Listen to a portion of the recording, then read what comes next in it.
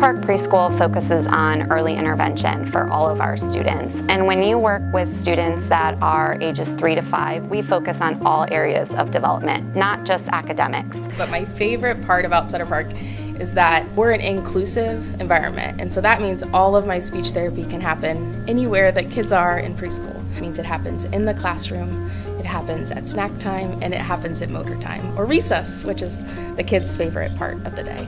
You know, for me, when I think about Sutter Park, I see it as the real world investment that the community of Worthington has made to the kids, and not just some kids, but I mean the kids in our community, they have the most needs. It's a very real thing, and what it's lacking right now is an outdoor play space. Sutter Park is about possibilities, and it's about what any student can become. And to me, that playground is about not just going down a slide for a child, but it's about independence, and it's about freedom, and it's about the possibilities to have some of those things for a child and for a parent of a student who might have a disability. We need a playground that will service all the children in the population of our school.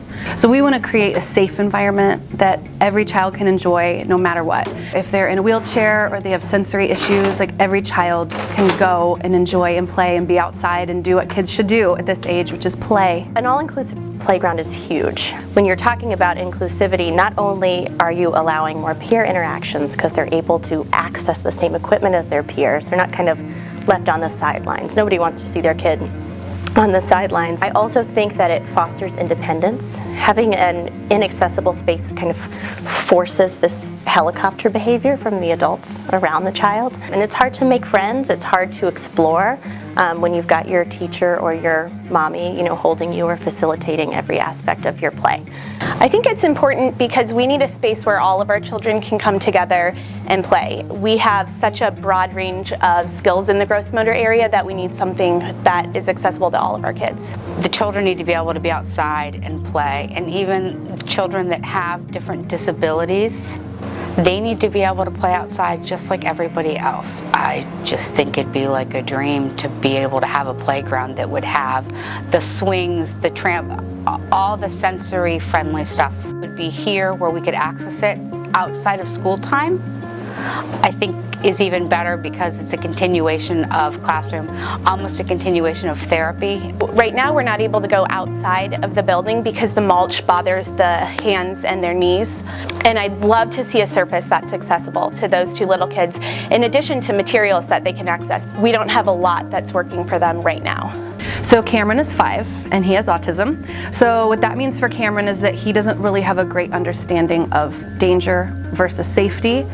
So an all-inclusive playground for him would mean that he could play without worry from anyone, that he's in a safe environment and also a learning environment.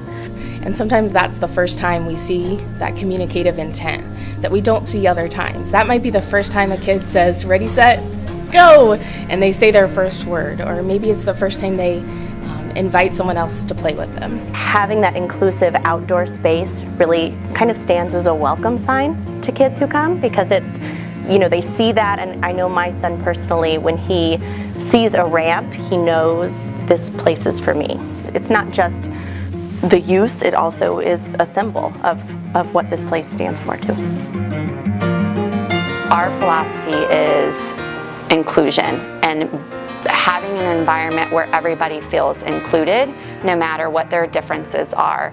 And this is just a fantastic place that allows children to feel included, no matter who they are, where they come from, or what their differences might be.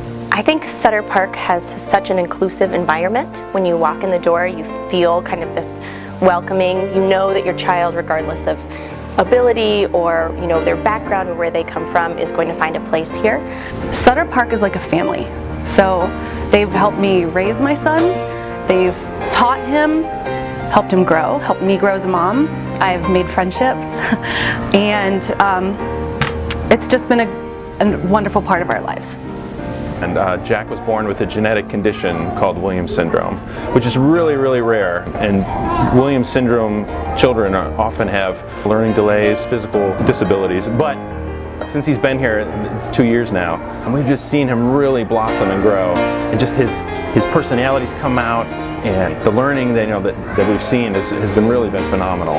And Sutter has this beautiful way of striking a balance between providing appropriate support and pushing kids to the limits of their ability.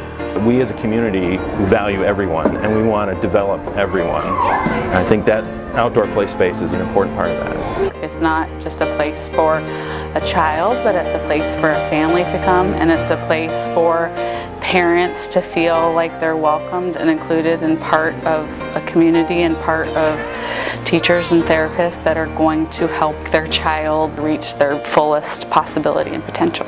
I was not expecting to meet teachers and therapists and staff who would know what my child was capable of before I did. I think there were a lot of times when I thought, he probably can't do that. And then I would come here and he was doing all of these things. I like the community in this building, and I like that there's a belief that every child is going to go far.